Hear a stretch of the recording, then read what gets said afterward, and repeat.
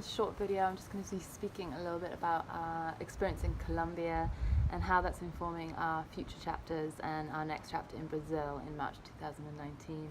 And it was a big one. It was like really, I learned a lot of hard lessons myself because I found it's like a very important part of the project to go and to visit the country, to do our research and documentary fieldwork first and then have the gathering there, and everything was just obstacles in the way for that journey because my baby couldn't get a passport in time, and so there kept being all these issues and these problems. And anyway, we ended up going like a month before, and it reminded me how important it is to have like really good connections, to really know the place that we're in, to really understand the work that we're doing and the big cultural situation we're stepping into. It's really, we have to walk really carefully when we engage with these cultures each time, because there's so much happening that's happened throughout time, that's happening currently. And in Colombia, there's like so much strength to the Wayu women and to the Kogi women also, and I'm really grateful because I kept being told, oh, you need to learn from the men, you need to learn from the mamos, they're the male shamans in the Kogi culture, they're the powerful ones. And I was told that so many times, and I nearly got seduced into it, but this project is just about the women, and it's okay if they're not the most powerful ones, but they're invited to this gathering. And it was big because any of the research publications, anything that I could discover was really from the male perspective and about the men in the Kogi culture. And so of course there's powerful women, and we just, this hypothesis of this work is that there's medicine women in every village in the world, and so far it's true. So that's really exciting. I thought it was really clear that it was a women's gathering, and I realized that needs stronger boundaries because there were still men showing up, men invited, men trying to join, and this just can't happen anymore, because just for these 5 nights and 4 days we're learning what it means to be women and to be connected to the feminine. And this is difficult because our whole culture is male dominated, so we have to really do a lot of this unconditioning and this undressing to understand who we are again. And there's this big wave of reclamation right now, and this gathering just allows for this portal to drop in and really understand what it is, and to meet these medicine women, these keepers of their traditions throughout time, and women who remember a time that they were also the ones who were considered powerful.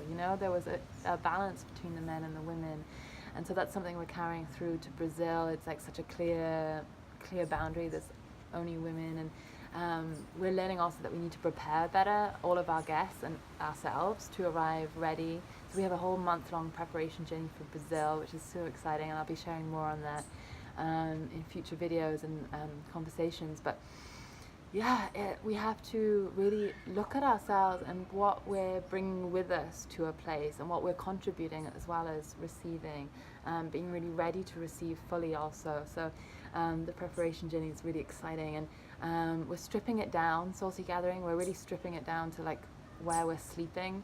In Brazil it's going to be like in tents or in hammocks, and this practice of this collective dream work and this connecting to this ancestral deep practice and this wisdom of like sleeping suspended and connecting to the ancestors, connecting to a place and connecting to one another in the community, not only through the physical but also through the astral and the energetic.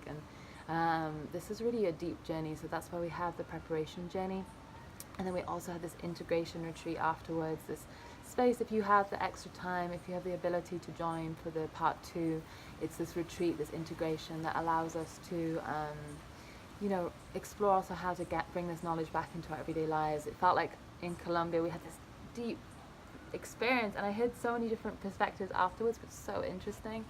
But it's been nice to explore that more together after the gathering, and really also do more of the celebration with ourselves, sharing all of our gifts and all that in part 2. And part 1 is just going to be full of learning these sacred dances, these sacred songs, going into the Temescal, the sweat lodge, in this really profound, deep way, having these purification baños, like these baths where we cleanse ourselves and prepare ourselves for this beautiful beautiful discovery between us, and there's going to be these daily wisdom circles connecting to our cycles, the moon cycle, our bleeding cycle, our life cycle, what it is to become a mother in these cultures, and what it means to be women. We're going to be learning so much, so this is so exciting. And Colombia was this beautiful, beautiful journey, this beautiful celebration. It also brought up so much of our stuff to look at and see between us, like these expectations to be maybe guided more, to be led more. And this is a really strong ethos of the project. Like, I'm not the guru or the leader. I'm a guide and I'm holding space, but we're all co-creating the experience. This is a really beautiful invitation to take responsibility for our experience and our reality, and we can bring that into our lives also, like become empowered. What does it mean to be empowered when you are just following the guidance of a leader still? What about becoming empowered through the experience of showing up and sharing yourself and receiving and coming into this supportive community of just beautiful women? We had the most beautiful women joining us, and Colombia held so much. We had this incredible final music concert on the beach with Lowleaf performing under the sunset, the full moon. Beautiful, beautiful experience. The winds are going on around me as I'm speaking about it, and it was the full moon, and it was this beautiful last night. And then we had so many incredible guests. We had Erica Rose giving this incredible talk about her journey, and she's was Alicia Keys' manager for 10 years, and then standing out now on her own, and really learning that at any point it's not too late to change your path and to choose your purpose, and to come into this beautiful gift that we all possess. It was so inspiring. And we had Gretchen Westlake, who gave this incredible Ayurvedic introduction and connected us all to our doshas, and Abhyanga massage. And then there was Minky English, who gave us this beautiful Caribbean dance and brought us all alive. Hannah Faith, who was a beautiful photographer, and then also gave this amazing DJ set, which brought me back to my times when I was in festivals and just wanted to one day create my own magical experience. And Soul Sea Gathering is so my dream of bringing everything that I could ever want from an experience together. So it's like a retreat, a gathering, a festival, a celebration, a learning, a conference. We're having all these talks, we're learning so much, and we're also getting to move, do yoga, meditate, dance, and there was so many beautiful, beautiful things, and just weaving with the Wayu and the Kogi women every day. I learned so much from their integrity and their ability to stand up for themselves, and to have this very clear voice and say yes and to say no, and really help me, remind me to also stand in my power and not be afraid to also hold boundaries, and to stay focused also on this work, which is where we're at now with Soul Sea Gathering, is really coming into clear focus and really going all in. So you can still support our campaign, and there is more to our story at indiegogo.com, and just so grateful for everyone's feedback, for all the excitement and the support that we've had so far. And now we just need to translate it into all the funding so that we can follow through on this research and documentary work, so that we can complete the interviews with Hava Teresa and Milena in Colombia, and we can go and edit all of our footage and